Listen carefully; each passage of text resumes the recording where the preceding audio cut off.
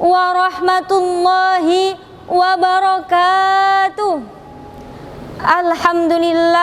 Alhamdulillahilladzi 'allama bil qalam 'allamal insana ma lam ya'lam.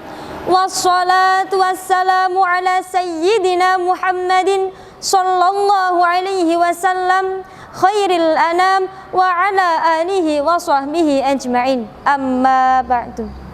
Dewan juri yang saya hormati, rekan dan rekanita yang saya banggakan, puji syukur marilah kita panjatkan kehadirat ilahi Rabbi Allah subhanahu wa ta'ala yang telah melimpahkan rahmat, taufik serta nikmatnya kepada kita sehingga kita masih dapat beraktivitas di bumi Allah dan bersua muka pada majlis yang mudah-mudahan diberkahi oleh Allah subhanahu wa ta'ala.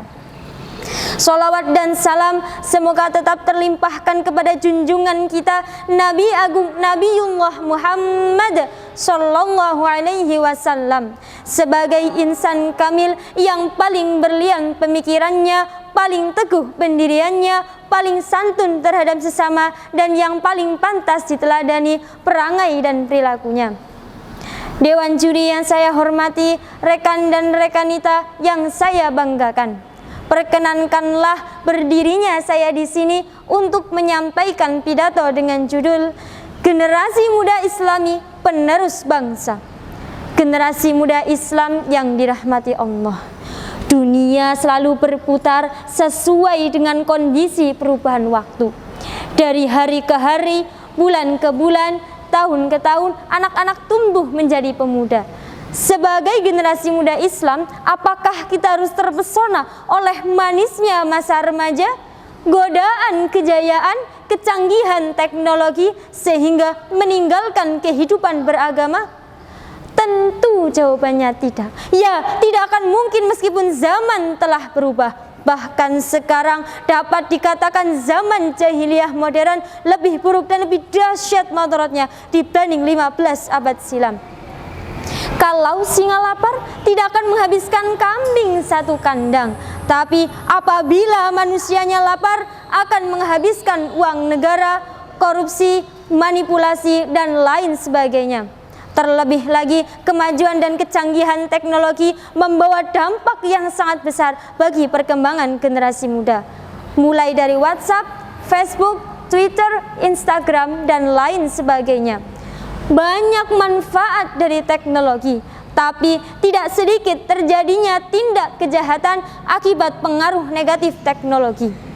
Pantaslah seorang pujangga Jawa mengatakan, saiki wes zaman edan, nek ora edan ora keduman.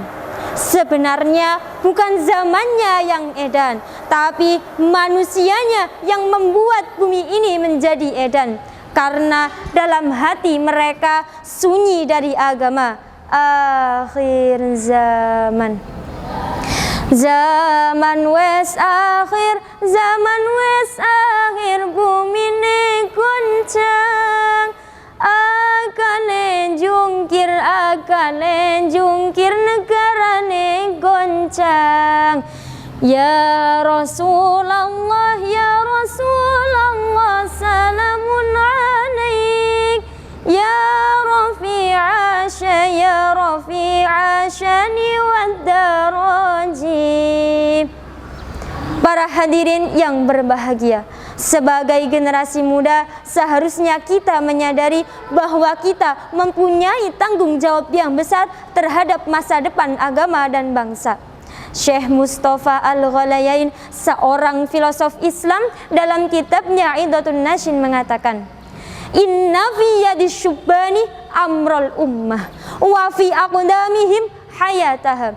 Hai para pemuda, sesungguhnya di tangan kalian urusan umat dan di pundak kalian hidup matinya umat. Generasi muda Islam yang dirahmati Allah, bersatunya pemuda mampu mengubah dunia dan memajukan bangsa. Dan hancurnya suatu bangsa merupakan karena lalainya para pemuda. Seorang pemuda dengan prestasinya mampu mengharumkan nama bangsa hingga ke kancah dunia. Dan seorang pemuda mampu mengubah dunia dengan pemikirannya. ditambah dengan kondisi tubuh yang kokoh, tenaga yang kuat dan semangat yang berkobar, sebagaimana tercantum dalam Quran surah Al-Kahfi ayat 60. A'udzu billahi minasyaitonir rajim. Wa in qala Musa li fatahu la abrahu hatta ablugha majma'al bahraini aw amdiya huquba. Dan ingatlah ketika Musa berkata kepada pembantunya, aku tidak akan berhenti berjalan sebelum sampai pertemuan dua laut, atau aku akan berjalan terus sampai bertahun-tahun.